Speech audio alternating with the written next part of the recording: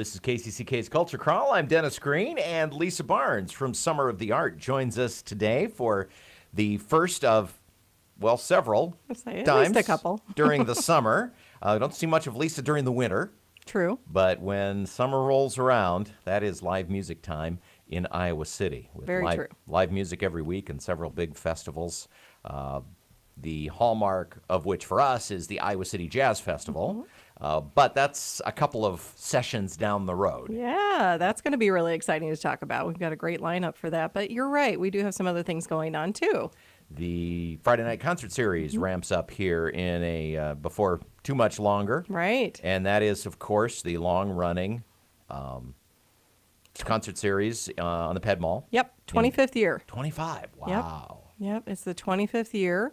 We're very excited about this year's lineup. You know, we've got a lot of returning favorites as well as some bands that maybe haven't played the Friday Night Concert Series before. But we do kick things off on May 19th with David Zolo and the Body Electric and special guest Brian Johannesson, who's going to be opening and performing with the Body Electric as well. And Dave Zolo is one of those, perennial favorites with the Friday Night Concert Series, amazingly talented musician, and so it's a great way to kick things off. And then the following week, May 26th, we have the City High West High Jazz Ensembles, and you obviously know how talented those kids are. That's right. Both bands in fine form this year. Yes. In fact, I'm emceeing the All-State Jazz Concerts in Des Moines. Oh, wonderful. With the Iowa Bandmasters Association. As I look down the list, I see a lot of Eastern Iowa. Yeah, the 4A band Yep. is pretty much stocked with corridor musicians, many of them from Right. City and West. Yeah, that doesn't surprise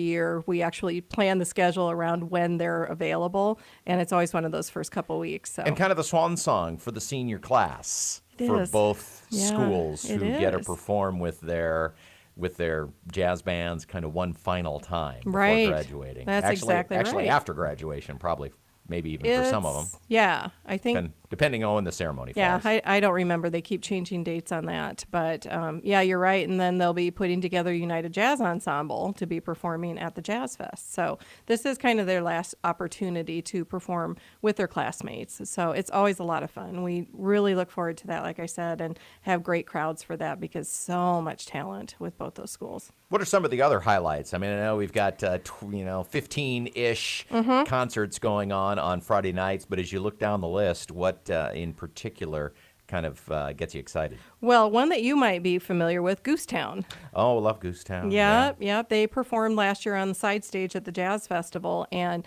had a huge crowd. And we're like, yep, we got to put them on the Friday Night Concert Series. They'll be at Jazz Under the Stars this year. Which is wonderful. Very talented young musicians with that. I want to mention we have a special concert that's not on a Friday. It's actually going to be on Wednesday, June 28th with Kevin B.F. Burt and Big Medicine. And the reason for this, there's going to be a large conference at the university for architects. And it actually ends like Thursday morning. So they can't stick around for the Jazz Festival. And they said, can you do a concert on the Ped Mall? And Kevin Burt, great choice. He's going to draw a crowd no matter when he plays. And so it'll be a special performance from 6 to 8, so special time Wednesday, June 28th. But other bands that will be performing on our regular Fridays, the Fez is back. Again, hugely popular and always a great crowd. Winterland is back. We have Cedar County Cobras, who performed last year at the Arts Festival. We have Death Valley Welcome Center, who performed last year at the Friday Night Concert Series. A lot of fun. And then combination night, split night with Meteor Cat and Local on the 8s. So, some bands that you're definitely familiar with there. The Recliners are performing again. We're happy to have them with it being the 25th year of the Friday Night Concert Series. And we actually are finishing up the Friday Night Concert Series this year on August 25th with an international band called Pa Co. So this is something different. Occasionally we do bring in outside bands for one of the Friday Night Concert Series other than just Johnson County. And Paco is a drummer who is originally from West Africa. And so you can plan on high energy, world beat, great fun way to finish out the Friday Night Concert Series. Talking with Lisa Barnes from Summer of the Arts, and I suppose we should have led off by talking a little bit about the organization, because Summer of the Arts is an umbrella organization that does, pretty much everything that happens in Iowa City in the summer. Feels that way sometimes. You've got your fingers But in. yeah, we produce 5 festivals. So Friday Night Concert Series and the Free Movie Series are our weekly events that we produce. Iowa Arts Festival is the first weekend in June. Iowa City Jazz Festival, end of June this year, first weekend of July. And then the Iowa Soul Festival, which will be the first weekend in August.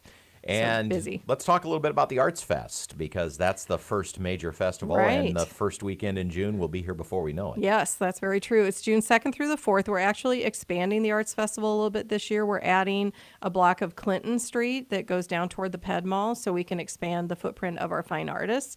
We're going to have approximately 125 fine artists this year.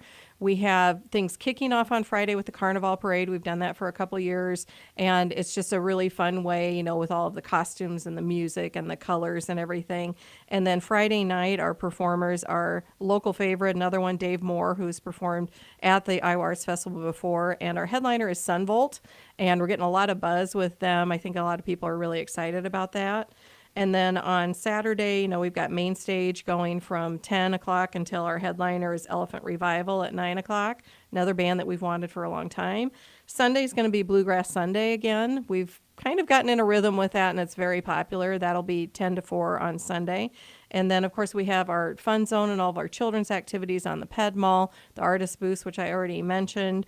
We have the Lynn Street Live stage, which is a lot of local performers, a lot of solo performers, as well as, of course, the family stage on the Ped Mall, which will have entertainment both Saturday and Sunday, and food and beverage garden and all that other fun stuff. We talk a lot about the music at the Iowa Arts Festival, because you always bring in national headliners like Sunvolt and Elephant Revival, but it is that at the risk of kind of not emphasizing quite so much the quality of the Juried Art Festival. Yes. Because there is a process that goes along with that, and you have a jury who picks who gets to come to the festival. Right, and it's getting more and more competitive. Every year we get more people applying for the show, and we're happy to be able to accept more artists this year, but there are some people who didn't necessarily make the cut this year, and it's because we get so many new people applying every year, and we have people from all over the country. We have someone coming from Texas, we have someone from Washington, we have someone from Florida, so they come from all over, and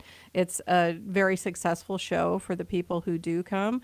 What I love about our art fair is the fact that we don't restrict people to only having their original work. So if you're a photographer or a painter, you can have a certain number of copies available for people to buy, and it makes it more affordable. So anybody can find something that they can afford and appreciate. The other thing that's kind of neat and unique is the Public Arts Advisory Committee through the City of Iowa City. On Sundays, they always have a kids tent.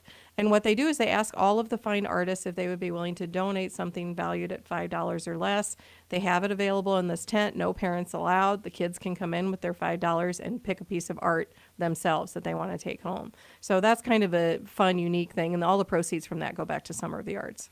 Well, everything kicks off on Friday, the 19th of May, with the Friday Night Concert Series. And when does the movie series start this year? The movie series starts the week after the Iowa Arts Festival, so it'll be on June 10th.